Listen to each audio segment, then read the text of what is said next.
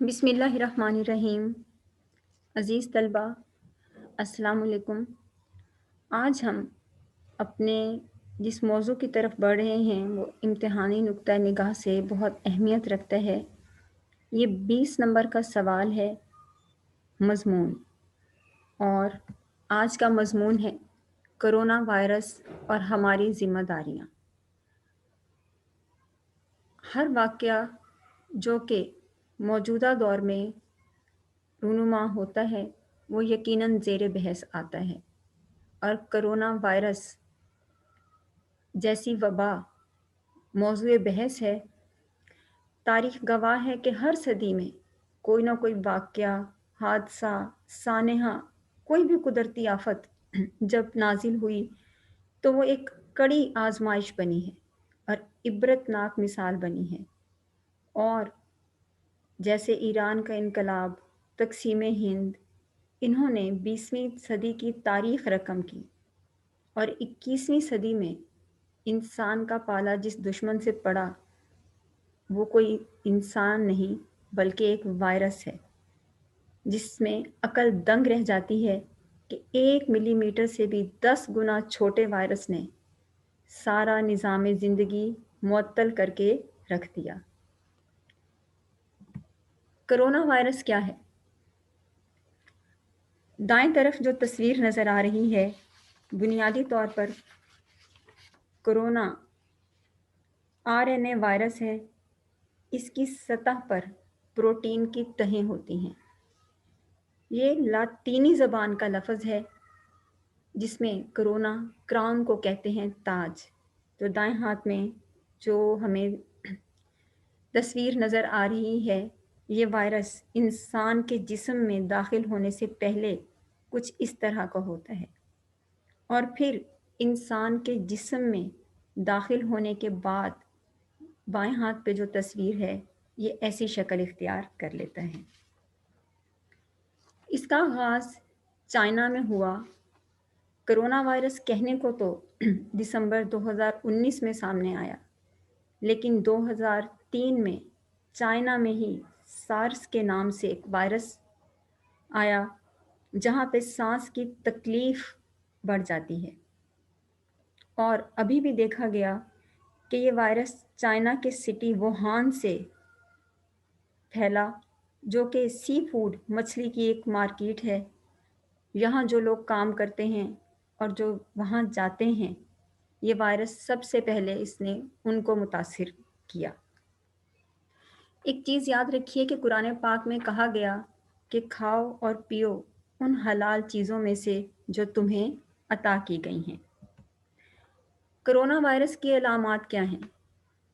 Flu में मुंतकिल होना, मुब्तला हो जाना, शदीद बुखार, खांसी, सांस लेने में दुश्वारी, सीने में शदीद दबाव, कै, होंठ नीले पड़ जाना, बेचैनी, गशी, आम नज़ला ज़ुकाम।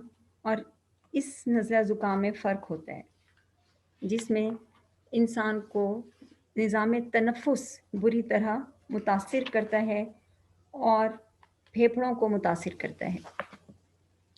तो इंसान को अपनी ये बात हकीकत तस्लीम कर लेनी चाहिए कि वो रब्बे कायनात के एक कुन कहने का मोहताज है। किब्रियाई सिर्फ़ उसी कादिर मुतलिक को ज़ेब देती है।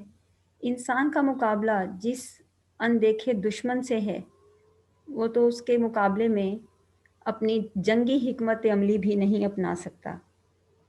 शायद इसीलिए कुरान पाक में कहा गया कि ज़मीन पर जो फसादात नमूदार होते हैं वो इंसान के अपने हाथों के करतूत हैं, क्योंकि जारी है अज़ल से यही कानून इलाही। आमाल बिगड़ते हैं तो आती है तबाही। लेकिन अज़ीज़ तलबा, ये तबाही सिर्फ़ अमवात, इंसानी अमवात की शक्ल में नहीं आई कि जिसके बारे में हम ये कह सकें कि इसमें लातादाद जानें ले ली हैं, या 1118 अमवात हो चुकी हैं, या इससे भी कहीं ज़्यादा अमवात हो चुकी हैं, बल्कि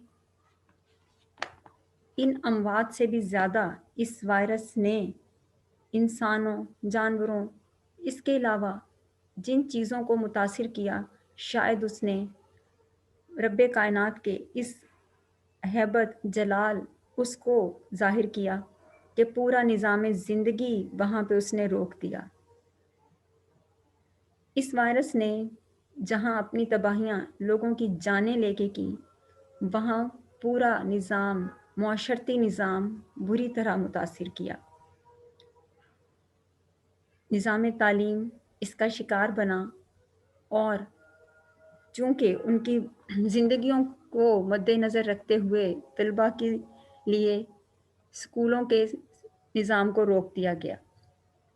آن لائن کلاسز کا آغاز کیا گیا، جس میں تمام طلباء کے پاس یہ سہولت بھی موجود نہیں۔ اس کے بعد معاشی نظام ملک کا بری طرح سے متاثر ہوا کہ نہ صرف لوگ اپنی جانوں سے ہاتھ دھو بیٹھے، اپنے پیاروں سے ہاتھ دھو بیٹھے، بلکہ ملک میں درآمدات، برآمدات، تعلیمی سرگرمیاں بند ہو جانا، چیزیں درآمد اور برآمد ہونا بند ہو جانا، فیکٹریوں کا بند ہو جانا، دفاتر، پرائیویٹ ملازمین جو کہ اپنے روز کی روزی روٹی کماتے تھے، مزدور پیشہ، وہ تمام فیکٹریاں، وہ تمام جگہیں بند ہو کے رہ گئیں۔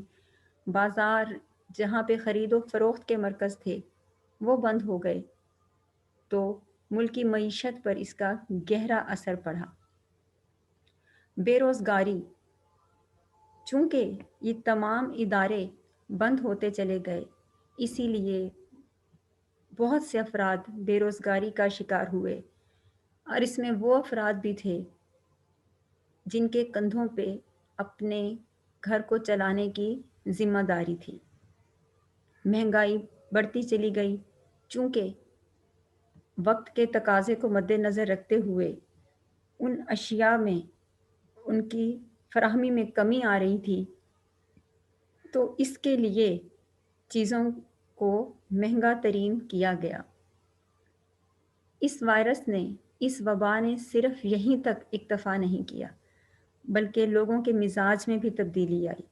وہ لوگ جو کہ اس کا شکار ہوئے، نہ صرف انہوں نے اذیت میں دن گزارے، بلکہ وہ لوگ جو اپنی حفاظت کی خاطر بھی گھروں میں محصور ہوئے، ان کے مزاج میں ایک چڑچڑاپن، نفسیاتی دباؤ، تمام تبدیلیاں آتی گئیں، اور پھر یہ تبدیلیاں کوئی مثبت تبدیلی نہیں، بلکہ ہر انسان اس خوف میں مبتلا رہنے لگا۔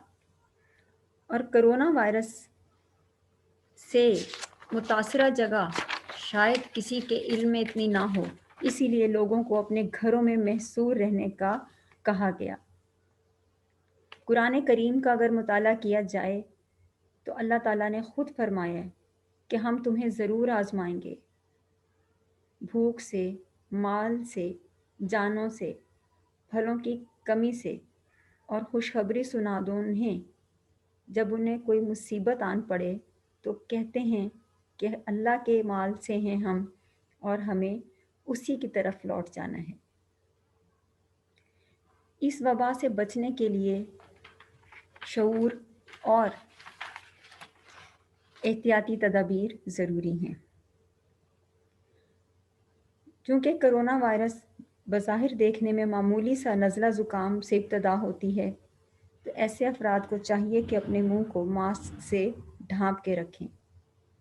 کھانسی، چھینکنے کی صورت میں اگر ماسک نہ موجود ہو تو کوہنی کا ٹشو پیپر کا استعمال کریں۔ اجتماعات، بھیڑ والی جگہوں میں جانے سے گریز کریں۔ متاثرہ افراد سے ہاتھ ملانے، گلے ملنے سے اجتناب کریں، اور